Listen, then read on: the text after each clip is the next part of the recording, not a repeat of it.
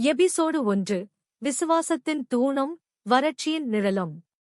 ஆசீர்வாதபுரம் கிராமம் பல மாதங்களாக வறண்டு கிடந்தது.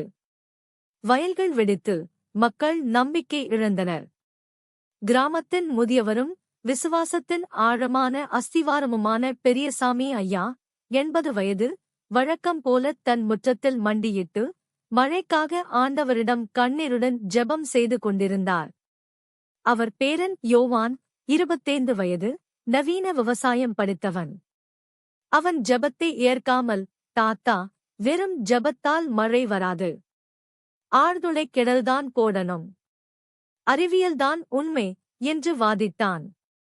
அப்போது ஓர் நாட்டாமை அருணாச்சலம் 55 வயது சில ஆட்களுடன் அங்கு வந்தார்.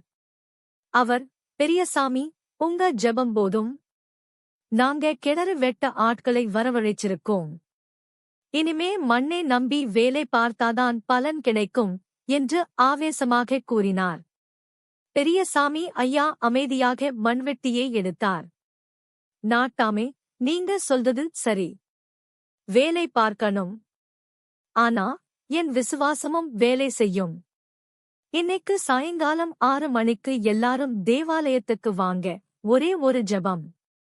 அந்த ஜெபம் வீண் போனா நாளைக்கு நானும் உங்க கூட வந்து கிணறு வெட்டத் தயார் என்று ஒரு சவால் விட்டார். அருணாச்சலம் கேலியுடன் சவாலை ஏற்றார்.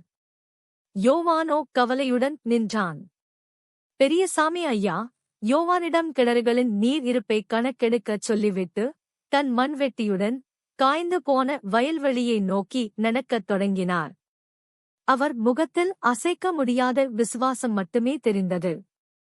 அத்தியாயம் 1 முடிந்தது. தொடரும்.